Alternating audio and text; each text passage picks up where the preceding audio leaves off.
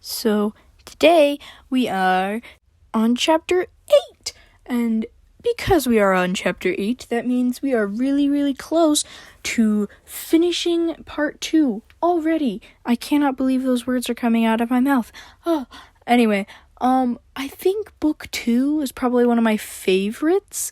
I'm not really sure. I don't really have a favorite, to be exact, but I'm pretty sure if I were to it's in the top 3-ish, I don't know.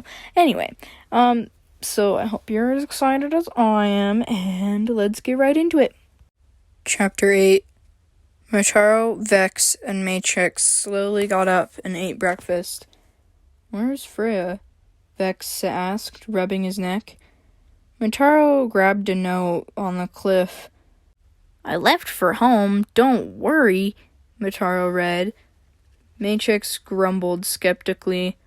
"That doesn't sound like her," he huffed, and they set off to find anything nearby that she might have left behind. Freya woke up in a cage. She saw animal hides and stuffed creatures, along with live animals in different cages. "Hey, get me out of here!" she yelled, struggling with the rope in her hands. Coral flung the tent open.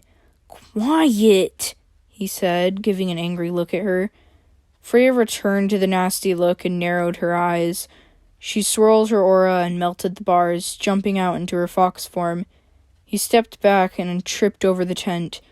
Freya smelled fear all around her, so she retreated into a sitting position on a pile of metal. "Sorry," she said, going into her normal form.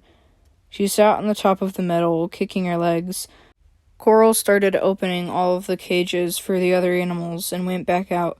"Everything's fine in there. Wait for more customers, okay?" he said smugly. Why did he free them all? Freya only went to the side of the tent and waited for Coral to come out. She found some food and water to hold her over for the day until sunset. Freya finally saw Coral leave. She followed him to a cliff. "So what are you doing?" she asked playfully. Coral jumped. "How long have you been there?" he asked. Freya shrugged and leaned against the tree. "How long have you been fake capturing animals?" she chuckled, giving a sly look. He rolled his eyes. "You shouldn't be here," he said, sitting down on a cliff. Freya sat next to him. "You have a secret. That's okay," she said, patting his back. "But don't try hunting demons. Most of the other ones are really mean," she scoffed. "Wait, what?" he said, standing up. Freya smiled. "You're cute," she chuckled, turning to look at the sunset. Coral folded his arms. "No, I'm not," he mumbled. "There he is!" a man shouted. The two men from before came stomping over. "Now why do you think you get to trick us like that?" the other growled. "Because it's fun," Coral said, smiling while holding his hands behind him. He wiggled mischievously. One man grabbed the lumpy bag under his cloak, but his cloak just slid off, and Freya stood up confused. The two men gasped and stepped back with pale faces. "The cursed one," hissed the man holding Coral's cloak. Coral had real horns connected to his head, and a dragon tail and wings. "Yeah, so what?" he yelled, holding his stance, even though Freya could tell he was scared. Freya stood up. "Okay, is that a bad thing?" she said, sneering at the men. "Stay out of this, Minotaur," one man shouted. Freya broke out laughing. "Oh my gods! Wow, have you seen a Minotaur?" She laughed harder. "Titans! You don't even know a demon when you see one?" She smiled slyly. The two men backed up, struck with fear. They didn't say anything or do anything. Freya scoffed. "Well, after this, you'll know good and well what a demon is compared to a Minotaur." As she smoked into her fox form, the men finally broke their paralysis and ran away. But it was too late. Freya scooped them up and threw them into the village. She snorted and turned back to Coral. She jumped back into her normal form and stood with a hand on her hip. "You could have told me, but you didn't need to. I mean, now it's not your choice, but, I mean, either way, I wouldn't really say it's a curse, she said quickly, smiling softly. Coral had his tail stuck to his side. But you don't have any other, questions? He stammered. Well, only some questions, she scoffed. Come on, she said, quickly turning into her fox form, and pushing Coral off the edge of the cliff with her. She caught herself in the branches as Coral collected himself to glide down. Freya laughed and jumped up over Coral. Then she pushed him and ran off. Oh, no, you don't, he said, getting distracted from his worries. He spread his wings and ran after her. The wind gathered from his wings and activated a glow in the crystals around him. He soared through the air and caught up with Freya. Ah, you're cute, he smirked, mocking Freya's words and posing as if he were lying on his side. Freya huffed and made a tight turn, throwing Coral off. Hey, he chuckled, quickly changing directions. All of the night creatures joined them. Some flew with Coral, too. Freya howled and twisted in the air, back to normal. Then she laughed as she jumped off into a trench. Coral dove down and saw Freya with her legs crossed and her hands on her head. She flipped over and shot into her fox form and clung to the side of the trench.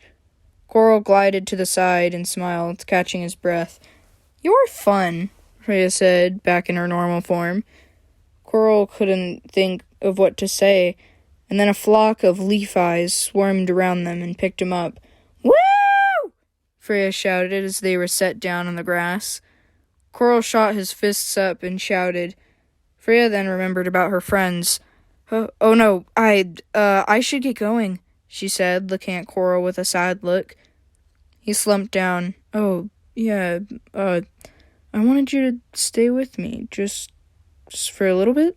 He asked softly. Coral was blushing, but Freya couldn't see. Freya fumed up. What? We just met. At least a little bit. Are you crazy? My friends would be so worried. I'm sorry, Coral. I mean, nobody's said anything about you coming with me, but I can't leave my friends. She walked back and forth. Even though she was mad, her tail was wagging. I'm sorry, Freya. I just wanted a friend. Someone who was like me, Coral muttered. Freya stopped. She looked at him, and right then she saw Garashi too. Coral, I'm sorry. I can't. She sighed hopelessly, and then she started quickly towards the frog village. I'll stay the night there and go back home tomorrow, she said to herself. A while later, Freya walked into the village. Coral kicked the dirt. Stupid! Why did you do that? Kidnapping and driving off her friends and then asking them to be your friend, he shouted, banging his head into a tree. Yeah, I'm not the best friend anyone ever would have wanted, or anything for that matter, he mumbled. Coral looked up, and as it started to rain, okay, well then nobody will need to be my friend anymore, he whispered. I'll just go lock myself up forever. Then he ran off the cliff to get a good amount of energy for him to fly up. Freya woke up with people shouting and screaming. Okay, if I have time to get ready for my day, it must be not that important, she sighed. Freya walked out of the hotel room and returned to the key, even though no one was there. Or maybe it was that important, she said, noticing no one outside either. She ran out and saw an old man walking down the street. Excuse me, sir, she said, running up to him. Do you know where everyone went? She asked. Oh, there's a special execution today, the old man said softly, pointing to the castle. Probably the smallest one Freya had ever seen. Freya shrugged. Okay, she said. She did not want to go see that. What sick person would ever want to go see that? Freya just started walking home, unable to get Coral off her mind. Motaro and Vex found Coral's hut, and inside they found a bunch of scattered notes. What happened here? Vex whispered, picking up some notes. No one needs me. Goodbye. I'm going to the village of frogs to turn myself in, Motaro read. We need to find Freya, Motaro growled. Who cares about someone who did something bad? Motaro groaned as she dug through the kitchen. Vex continued reading the paper. I hope you find your friends. I don't want to hurt you, so you won't see me again. I don't think you'll ever even read this. Freya shook his head. Motaro, listen. I don't care who this person is, but Freya knows him. And he's about to go, lock himself up or kill himself or... I don't know. So, will you just suck it up and help? He yelled, running out towards the village. Motaro was shaken, but snapped out of it and ran with him. She'd never seen him act like that before. Maychex had gone back to the Minotaur Mansion to see if she actually did go home, so he wasn't there to tell them what to do. Vex crashed into Freya. Freya! Glad to see you, but we gotta go, he said quickly. I don't know what friend you have here, but he must have done something bad enough to get killed in that castle over there, Vex said urgently, pointing to the execution courtyard. Freya's face turned white and her ears sucked down to her head. Coral? She whispered. And that's a quick little episode of drama. Anyway, so just so you know, he's not actually a fae. Coral is not a fae. He's more of I wouldn't say a dragonborn. I mean, it's probably the easiest way to put it, because, he's got, a dragon ancestor, and, kind of explained more later in the story. So I hope this isn't, confusing yet. Probably is confusing, but don't worry, it all gets explained, okay? Anyway. Bye.